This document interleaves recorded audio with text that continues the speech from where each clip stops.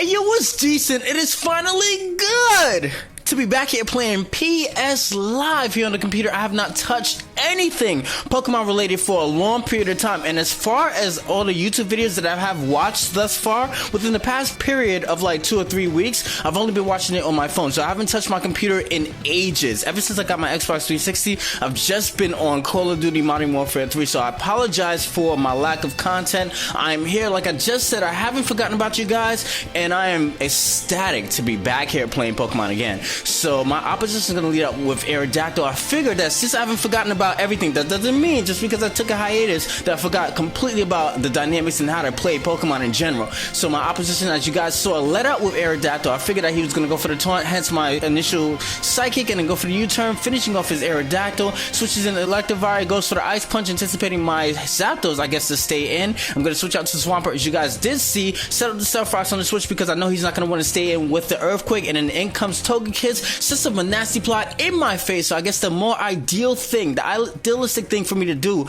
in that point was the move that I just made, which was Toxic, because since it's a nasty plot variation, this thing could pose to be a huge threat on my team, and I don't know what kind of spread this thing has. If I bring in the Zapdos, it might not one-shot it, plus he has the Evire. I'm not even sure if a Choice Band and Flare Blitz will be enough to finish it off, so I'm going to bring him up the Zapdos now, thinking and hoping that he will actually catch on, go for Evire on the predicted Thunderbolt, but he doesn't do that. He happens to stay in, which kind of like disarrays me a little bit, because it's like, crap, he actually went for the Thunder Wave instead of going for like the Evire to try to get for speed boost, but I guess that was a little bit too obvious. So now he's gonna go for the Air Slash. I get fully paralyzed, which is alright because he didn't go for the Roost, which means that his next offensive would take him out. Well, not the offensive entirely, but the fact that if he stays in and does another offensive, taking out my Zapdos, that he will also bite the dust as well. So that's what happens. It's a double down. He still has Evire, that's all I know, so I'm just gonna bring out my Azelf, maybe hoping that he'll bring in Evire. I could go for the U-turn, because knowing that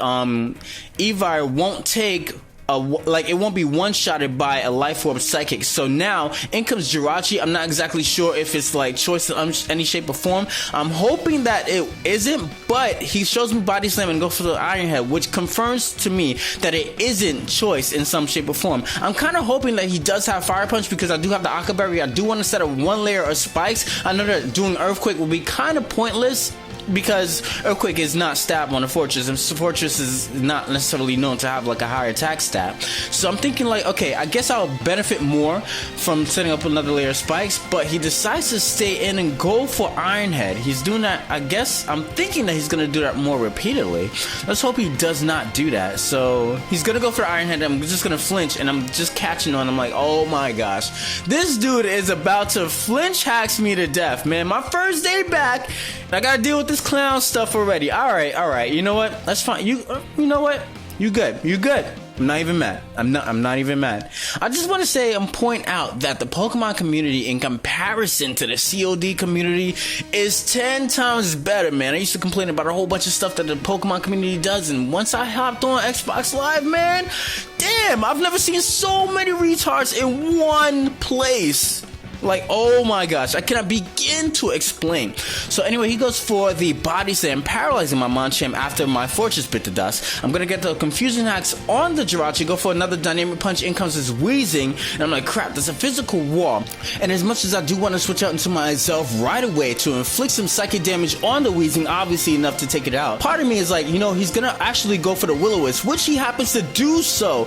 And in my mind, I'm like, wait a minute, why did he do that? It's not like I have any Steel types on my party, so he could have actually inflicted some damage output if he had, like, let's say Thunderbolt, and oh look, Sludge Bomb. He has Sludge Bomb, and that scores a critical hit. Unfortunately for me, knocking me out. I don't think it would have been a one shot without that critical hit, so that was most unfortunate for my Inferno. I could have at least wrecked some other stuff. Man, this guy has Jirachi, he has Evire. I don't know what his last Pokemon is. I'm definitely sure that I could have like destroyed some stuff. Inferno is a huge threat on any 4th gen game, man, OU game. So I'm able to take out the Wheezing, thinking that he was actually going to go into Jirachi to sponge the Psychic. And I wasn't exactly sure if a Fire Blast would take it out, because you never know. This thing could be specially defensive with Body Slam and Iron Head, you know. But unfortunately for him, he's not going to survive the Fire Blast coming from the Zelf. It is Life Orb. In comes Evar, and here's where the Spike's damage does take into effect because he lives with 9%. So Spike's damage was utmost important in this case scenario. It was quite unfortunate that I wasn't able to set up another layer of Spikes after he was flinch hacking me to death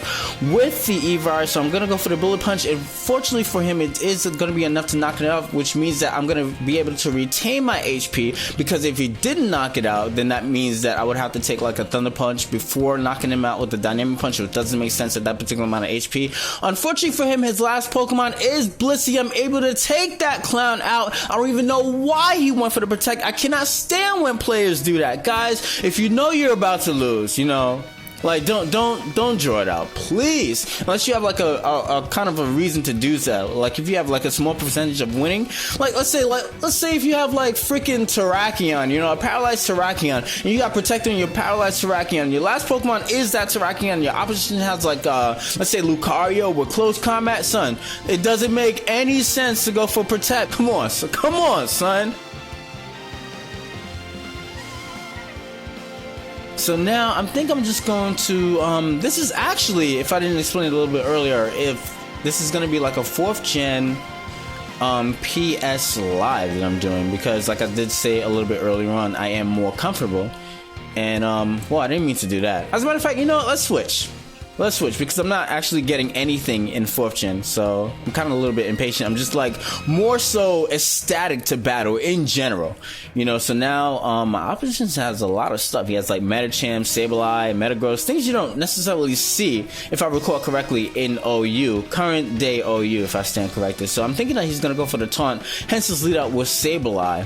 It would be idealistic if I could get a Will-O-Wisp off on that thing. He might Will-O-Wisp me and then go for the taunt, but the best thing for me to do is go for the Volt Switch just to gauge to see what he would do. I can't set up Sandstorm and then like go out into Rotom Wash again on the predicted Will-O-Wisp and then go and use Hydro Pump while he taunts and then Volt Switch, you know, stuff like that. I already have like a kind of an idea, and I'm just kind of waiting to see what he does himself.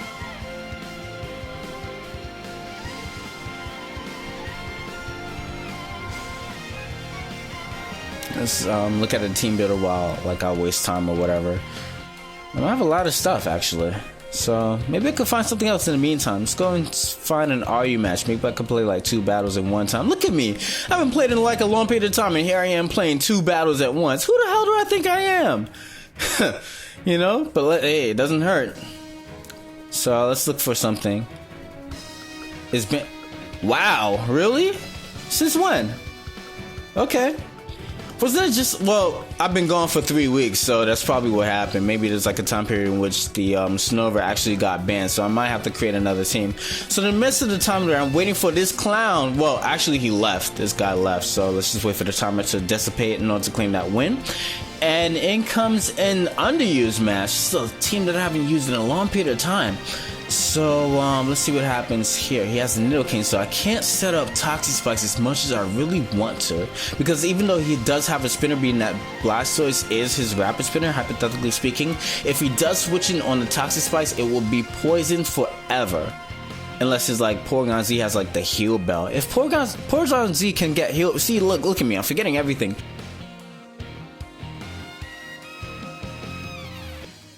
So anyway, in comes the Gligar. That's like the most, that's the thing I did not want to see right away.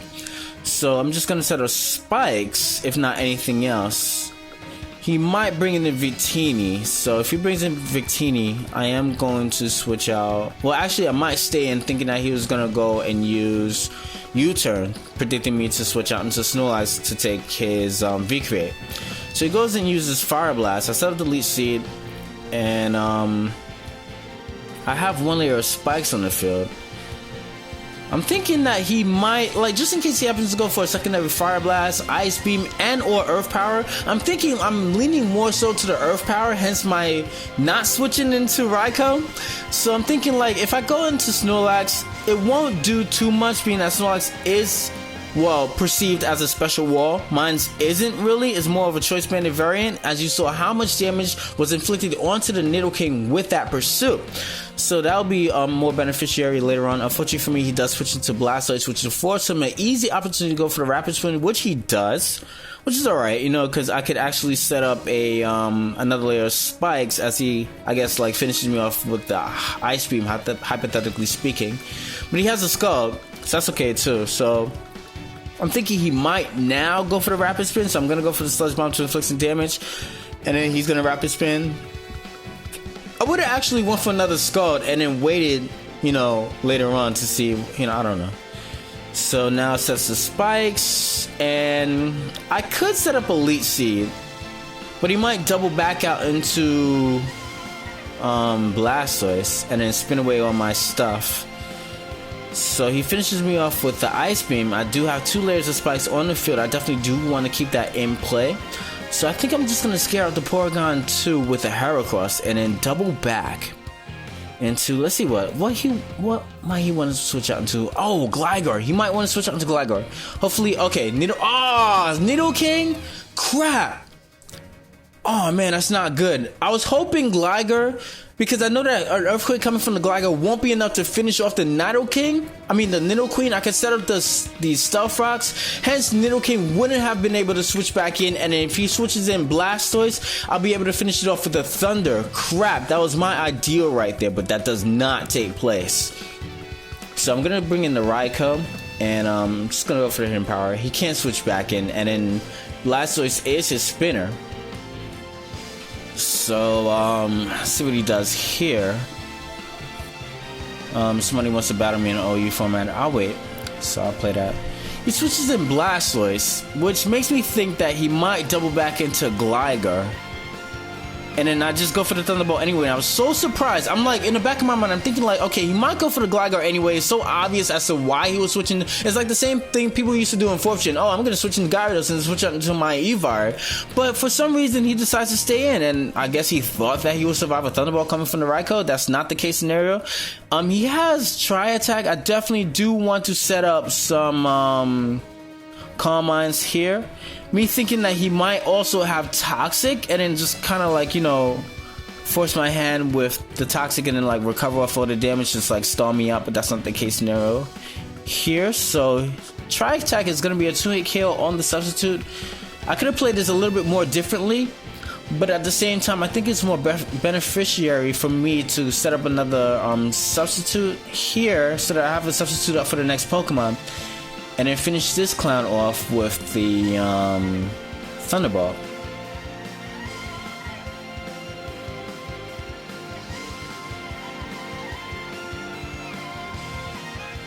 So in comes Victini, or at least I think it's Victini. It could be Zoroark as well. But why would he bring in Zoroark anyway at a time like this? So it is Victini. Victini used U-turn. But then Zoroark can use U-turn too, so it might be a choice. Scarf Zoroark. I never know. I don't know. All I know is that that is truly Gligar. Otherwise, it would have been affected by the Thunderbolt if it would have been Zoroark playing as if it were Gligar.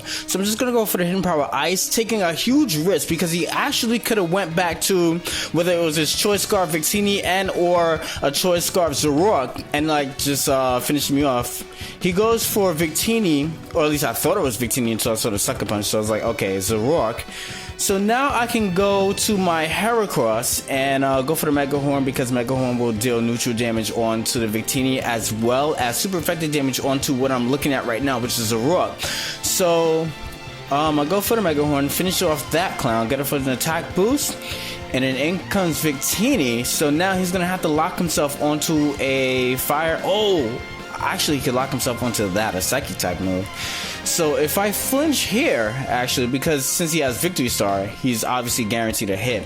So in this case scenario, I do want to go for the Draco Meteor. I'm thinking about Hydro Pump, but I can't risk going for a miss. And I think Victini is at a considerable amount of HP where Draco Meteor, especially being that my Kingdra is Life Orb, will be able to take it out. So it does just that. 90 accuracy is obviously better than 80 accuracy. There's no point for me to go for the super effective attack in this case scenario. I'm able to take that clown out and barely claim good game there. So I won both of my battles, the other one by default. I didn't really win the other battle because I didn't really play it, but See if I can find something else. I definitely do want to play a legit OU match, you know, so let's just go and do that. The other one doesn't necessarily count. So my opposition has Bronzong, a whole bunch of stuff that you do see, like a mixture of early gen as well as the new school gen as far as OU is concerned. So like old school being like everybody was like crapping over Reuniclus and Conch Elder and stuff like that, and new school being that this clan has like Cloyster, you know, and I guess a little bit more Jellicent, but Jellicent was also old school at the same time. He does have a it's a Trick Room team. I see. So I'm thinking that he's gonna want to switch out. He does just that. I'm gonna go for the Will-O-Wisp, hoping to burn something other than hoping that it's not Reuniclus and or Conch Elder that comes into play. Please, let me just hit something with the Hydro Pump. He brings in Bronzong. Ah, yes! I believe, just like acrobatics in the circus, you tight!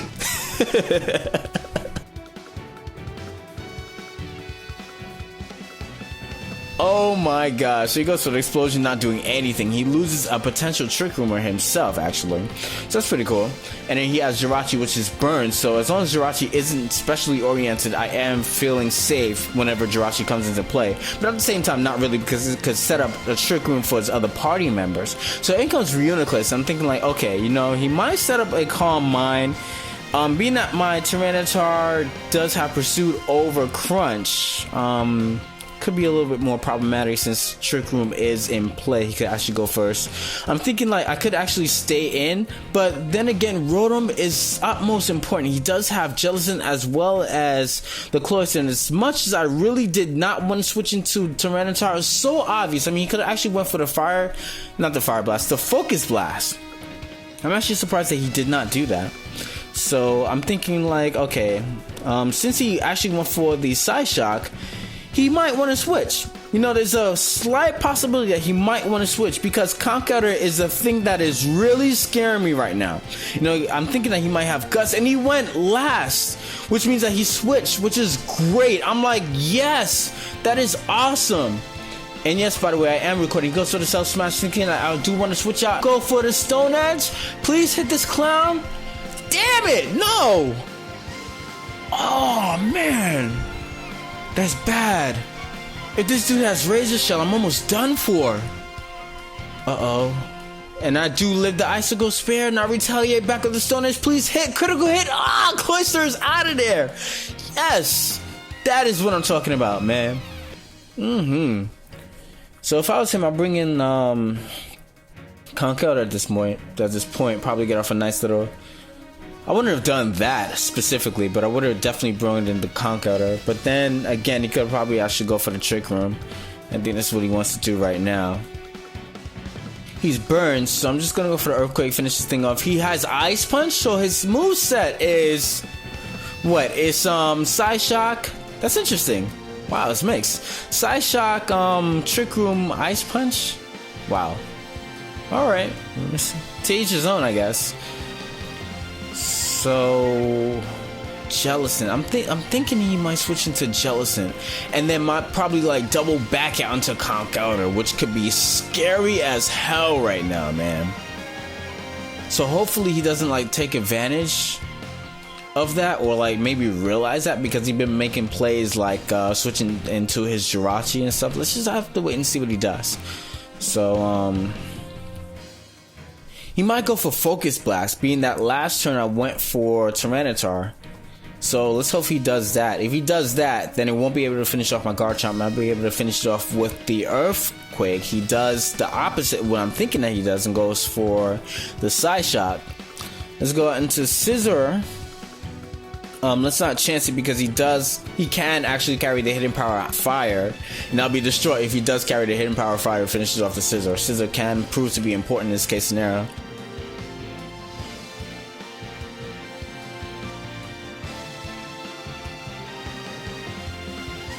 I'm surprised that only the 36% from a base 100 attack stat with a quad effective move. That's because it was burned and it's not stab coming from Jirachi. He's talking about the Ice Punch inflicted onto the Garchomp.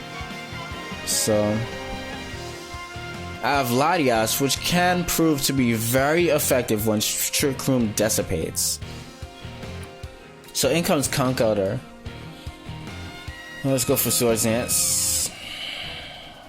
I should be, yeah. Oh, hammer arm missed, thankfully. And he has hammer arm over Dream Punch, so that can prove to be very, yes. So he goes for Bullet Punch here. Let's see, I could switch out into Rotom. Goes to Will-O-Wisp, that's okay. I do want to inflict a burn, but I do want to rest first so that I'm able to do so later on. And burn on the Jellicent. Because Jellicent is his last Pokemon that could set up the Trick Room. But regardless of that, in this case, in my case scenario, Conkeldurr still is a huge threat. You know, so I'm definitely do want to set up a Will-O-Wisp right now. So I'm gonna do that. But since he has Hammer Arm, I'm thinking that since he has Hammer Arm, that he would have like Iron Fist. So I'm thinking like, oh, okay, that's awesome that he set up that thing. So I just like completely cut his attack power in half, which is my train of thought. So which is what I'm gonna do. I'm just gonna switch into my Scissor and go for Bullet Punch in this case, because if I switched out into Rotom, wow, okay, so he definitely is Guts. So Scissor can't do much to anything to Jellicent. I'm thinking more so ahead. So Magnezone is more equipped to handle Jellicent more than Rotom is, so I'm just gonna be a little bit more sacrificial with the Rotom. He goes for Hammer Arm, is obviously enough to take it out. Sandstorm and Burn should be enough to take out the Conkeldurr respectively. And then in comes Magnezone. And there you go. That should be a good game just there. So I hope you guys enjoyed my PS Live. I definitely do have more content in the making for all you guys watching out there. And I will see you guys later. Peace! What you doing?